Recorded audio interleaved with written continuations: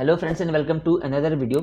इस वीडियो के अंदर हम एक मज़ीद कुछ एडवांस्ड कॉन्सेप्ट को डिस्कस करेंगे C++ के अंदर, जो कि ऑब्जेक्ट ओरिएंटेड प्रोग्रामिंग का एक और कॉन्सेप्ट है जिसे कहते हैं कंस्ट्रक्टर। तो कंस्ट्रक्टर की तफसीलात भी डिस्कस करेंगे, साथ में हम ये भी देखेंगे कि कंस्ट्रक्टर हम इस्तेमाल क्यों करते हैं, कुछ इसकी प्रॉपर्टीज़ होती हैं कंस्ट्रक्टर की, जो कंस्ट्रक्टर बनाते वक्त हमें बहुत ही खास ख्याल रखना होता है उन चीज़ों का, वो भी चीज़ें हम डिस्कस करेंगे। कंस्ट्रक्टर को बाकायदा से हम इम्प्लीमेंट करके भी देखेंगे और वीडियो के आखिर में हम डिस्ट्रक्टर को भी डिस्कस करेंगे, जो कि कंस्ट्रक्टर का एक ऑपोजिट होता है। कंस्ट्रक्टर है क्या?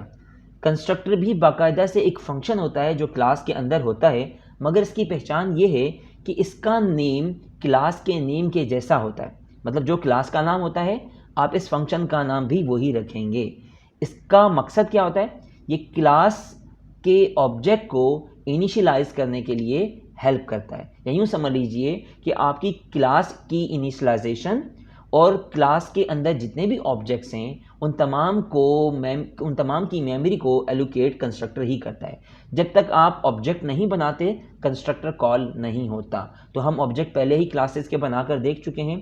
तो जैसे ही आप ऑब्जेक्ट बनाते हैं तो कंस्ट्रक्टर भी कॉल हो जाता है। कंस्ट्रक्टर आपके मल्टीपल हो सकते हैं, कंस्ट्रक्टर एक से ज़्यादा भी बनाए जा सकते हैं, कंस्ट्रक्टर ओवरलोडेड भी होते हैं, कंस्ट्रक्टर आर्ग्यूमेंट के साथ भी हो सकते हैं, बगैर आर्ग्यूमेंट के भी हो सकते हैं। तो मतलब कंस्ट्रक्टर की काफ़ी सारी इकसाम हैं। हम एक दो इकसाम कंस्ट्रक्टर के डिस्कस करेंगे ताकि हमें कॉन्सेप्ट जो है वो समझ में आ जाए। कुछ कैरेक्टरिस्टिक्स हैं कंस्ट्रक्टर की जो हम पहले समझ लेते हैं और उसके बाद हम कंस्ट्रक्टर बनाने की तरफ जाएंगे। सबसे पहली चीज़ तो मैं आपको पहले ही समझा चुका हूँ कि कंस्ट्रक्टर का जो नाम होगा वो क्लास के नाम के जैसा होगा। मिसाल के तौर पर अगर क्लास का नाम कार है तो कंस्ट्रक्टर का नाम भी कार ही होगा, सेम उसी केस सेंसिटिविटी के साथ। दूसरी चीज़ आपने ज़रा ध्यान में ये रखना है कि कंस्ट्रक्टर जो है वो हमेशा पब्लिक होते हैं। कंस्ट्रक्टर कभी भी आप प्राइवेट या प्रोटेक्टेड सेक्शन में नहीं लिख सकते, कंस्ट्रक्टर हमेशा आप पब्लिक सेक्शन में लिखेंगे। ठीक है। तो दूसरी चीज़ एक ये है कि कंस्ट्रक्टर के साथ कभी भी रिटर्न टाइप नहीं होती, इवन कि आप वॉइड भी नहीं लिख सकते, क्योंकि इससे पहले हम जितने भी मेंबर फंक्शन बनाते हैं तो उनके साथ आप रिटर्न टाइप लिखते हैं। कंस्ट्रक्टर की पहचान ये है कि उसके साथ रिटर्न टाइप नहीं लिखी जाती। तो अब तक तीन चीज़ें बहुत ही खास तौर पे हमने डिस्कस की हैं। एक, कंस्ट्रक्टर का नाम क्लास के नाम पे होना चाहिए, पब्लिक होना चाहिए और उसकी कोई रिटर्न टाइप नहीं होनी चाहिए। तो जैसे ही वो इन्वोक होगा या कंस्ट्रक्टर जैसे ही कॉल होगा तो वो क्या करता है कि क्लास के अंदर जितने भी आपके पास वेरिएबल्स होते हैं उनको इनिशियलाइज कर देता है, उनको मेमोरी एलोकेट कर देता है। अब ये इन्वोक कब होता है? जब आप ऑब्जेक्ट बनाते हैं। अब यहाँ पे देखिए, ये एक सिंपल सा एक कोड मैंने आपको स्क्रीन के ऊपर दिखा रहा हूँ। अब इसके अंदर हमने एक कंस्ट्रक्टर बनाया है और ऑब्जेक्ट बनाया है। तो अब ज़रा देखिएगा, क्लास का नाम हमारे पास z है और कंस्ट्रक्टर हमने पब्लिक के सेक्शन में लिखा है, जो मैं आपको बता चुका हूँ कि क्लास कंस्ट्रक्टर का पब्लिक सेक्शन में होना ज़रूरी है। अब कंस्ट्रक्टर का नाम भी z है क्योंकि क्लास का नाम z है। क्लास का नाम कार होता तो उसका नाम भी कार होता। अब कंस्ट्रक्टर के अंदर फिलहाल समझाने के लिए मैंने कुछ भी नहीं लिखा, सिर्फ एक सी आउट की स्टेटमेंट लिखी है ताकि आपको पता चल जाए कि कंस्ट्रक्टर कॉल कब होता है। ठीक है। फिलहाल इस वीडियो के अंदर हम कंस्ट्रक्टर की कॉलिंग ही चेक करेंगे कि कंस्ट्रक्टर कॉल कब होता है। अब मेन सेक्शन में हमने क्या किया है? मेन सेक्शन में मैंने सिर्फ इस क्लास का ऑब्जेक्ट बनाया है। z क्लास का नाम है और ऑब्जेक्ट का नाम z1 है। अभी मैंने कुछ भी नहीं किया। जैसे ही मैं ऑब्जेक्ट बनाऊंगा, इस क्लास को मैं एग्जीक्यूट करूंगा तो मेरा ये कंस्ट्रक्टर कॉल हो जाएगा ऑटोमेटिकली और स्क्रीन के ऊपर प्रिंट हो जाएगा कंस्ट्रक्टर कॉल्ड। अब ये क्यों कॉल हो रहा है? तो ये मैं आपको पहले ही बता चुका हूँ कि जैसे ही आप ऑब्जेक्ट बनाते हैं कंस्ट्रक्टर ऑटोमेटिकली कॉल हो जाता है। तो जब आपके पास कंस्ट्रक्टर मौजूद नहीं होता तो यूँ समझ लीजिए कि एक डिफ़ॉल्ट कंस्ट्रक्टर मौजूद होता है जो ऑटोमेटिकली कॉल्ड हो जाता है। तो आप अपनी मर्ज़ी के कस्टमाइज या अपने यूज़र डिफाइंड कंस्ट्रक्टर भी बना सकते हैं। तो यूँ समझ लीजिए कि ये कंस्ट्रक्टर जो हमने बनाया है ये एक यूज़र डिफाइंड कंस्ट्रक्टर है जिससे हम कोई भी काम करवा सकते हैं।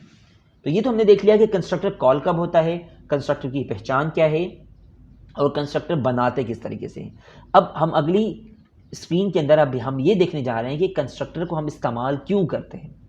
कंस्ट्रक्टर का जो सबसे इंपॉर्टेंट यूज़ है वो वेरिएबल को इनिशियलाइज करवाना है। यानी कि किसी भी क्लास के अंदर अगर आप वेरिएबल्स पहुंचाना चाह रहे हैं, वैल्यूज़ पहुंचाना चाह रहे हैं या डेटा पहुंचाना चाह रहे हैं, तो इसका सबसे आसान तरीका जो हमने इससे पिछली वीडियो के अंदर देखा था कि आप सेट का एक फंक्शन बना दें। तो मगर आप मल्टीपल फंक्शन तो सेट के नहीं बना सकते, या आप ऐसी वैल्यूज़ जो सेट के फंक्शन से भी पहले, यानी कि वो वैल्यूज़ जो क्लास के ऑब्जेक्ट बनाते वक्त क्लास के अंदर होना ज़रूरी हैं, उनके लिए तो आप सेट का फंक्शन तो नहीं बनाएंगे, तो उनके लिए आप कंस्ट्रक्टर बना देते हैं ताकि क्लास बनते ही वो वैल्यूज़ क्लास के अंदर पहले से ही मौजूद होनी चाहिए। मिसाल के तौर पर कार की क्लास है तो कार का नाम आप कंस्ट्रक्टर के साथ आप भेज सकते हैं। अब ज़रा देखिए कि मैं आपको यहाँ समझा देता हूँ कि हो क्या रहा है। क्लास है, क्लास का नाम CLC मैंने यहाँ पे रखा है और यहाँ पे पब्लिक सेक्शन में मैंने दो वेरिएबल्स डिक्लेयर कर दिए, वैल्यू 1 और वैल्यू 2 के नाम से। अब वैल्यू 1 और वैल्यू 2 की जो वैल्यूज़ हैं वो मेन क्लास से लेकर आना चाह रहा हूँ। तो उसके लिए मैंने क्या किया, एक कंस्ट्रक्टर मैंने यहाँ पे बना दिया। कंस्ट्रक्टर का मैंने बता दिया कि जब ये कंस्ट्रक्टर कॉल होगा तो ये दो वैल्यूज़ भी आपको देनी पड़ेंगी लाजमी, ठीक है। तो अपने पैरामीटर में दो वैल्यूज़ यहाँ पे लिख दी। तो अब क्या हो रहा है कि ये जो दोनों वैल्यूज़ हैं एक्स और वाई, ये दोनों वैल्यूज़ में असाइन कर रहा हूँ वैल्यू 1 को और वैल्यू 2 को। तो यूँ समझ लीजिए कि जैसे ही आपने यहाँ पे कंस्ट्रक्टर कॉल किया तो आपको दो वैल्यूज़ देनी पड़ेंगी। तो 10 और 20 दो वैल्यूज़ जो मैंने दी, 10 x को असाइन हो गया, 20 आपके पास y को असाइन हो गया।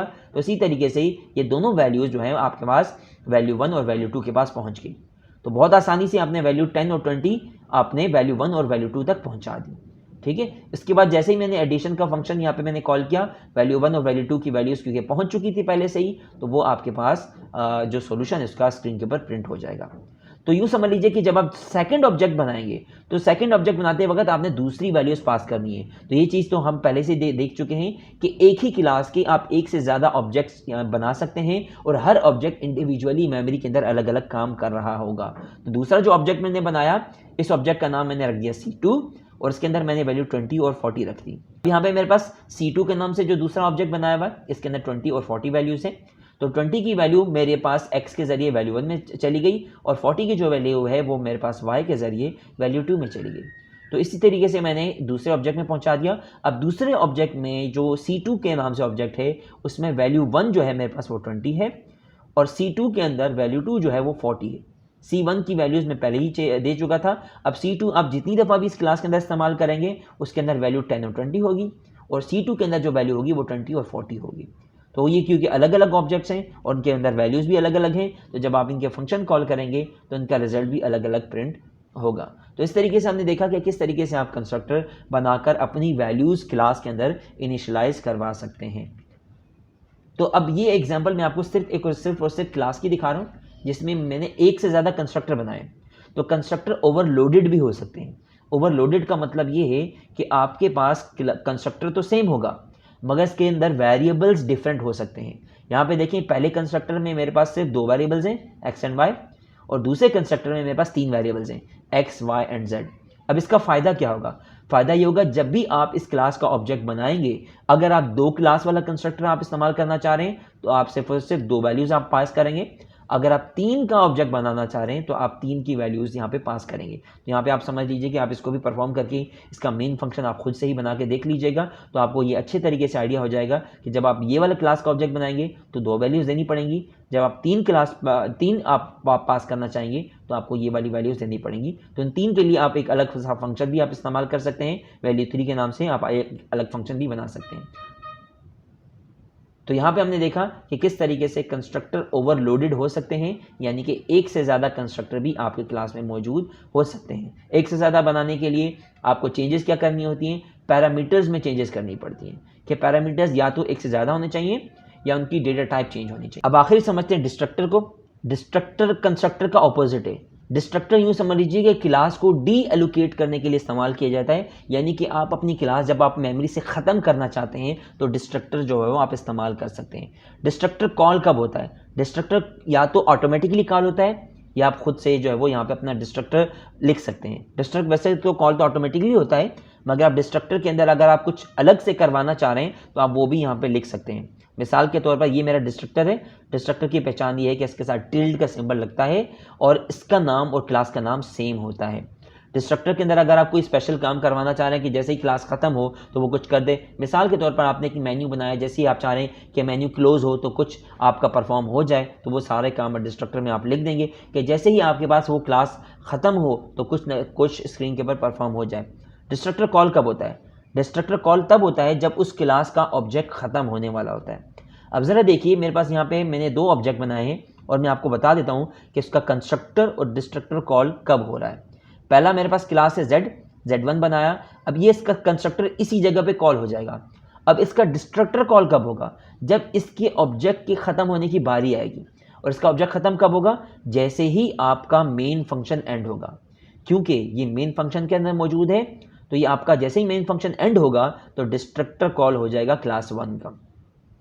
तो अब मैंने क्या किया, मैंने एक इफ़ का ब्लॉक बनाया ताकि आप इनको मैं बता सकूं कि अगर ब्रैकेट के अंदर, किसी भी ब्रैकेट के अंदर अगर आप कंस्ट्रक्टर कॉल करते हैं तो उसका कंस्ट्रक्टर क्रिएट हो जाता है। अब Z2 यहाँ पे ऑब्जेक्ट क्रिएट हो गया, तो जैसे ही ये पे ब्रैकेट ख़त्म होगी तो डिस्ट्रक्टर कॉल हो जाएगा। अब इनके कॉल होने की सीक्वेंस क्या है? जैसे यहाँ पे आपने ऑब्जेक्ट बनाया तो इसका कंस्ट्रक्टर कॉल हुआ, और सबसे आखिर में इसी क्लास का Z1 ऑब्जेक्ट का डिस्ट्रक्टर कॉल हो गया। तो ये ज़रा मैं आपको सिर्फ इस छोटी सी एग्जांपल के ज़रिए मैं आपको ये समझाना चाह रहा था कि कंस्ट्रक्टर और डिस्ट्रक्टर कॉल कब होते हैं। कंस्ट्रक्टर का हमने इस्तेमाल भी सीख लिया, डिस्ट्रक्टर का मैं आपको बता चुका हूँ कि डिस्ट्रक्टर हम इस्तेमाल क्यों करते हैं। इस वीडियो के लिए इतना ही। मज़ीद वीडियो के अंदर, नेक्स्ट वीडियो के अंदर हम कुछ मज़ीद तफसीलात लेकर आएंगे। तब तक के लिए अल्लाह हाफ़िज़।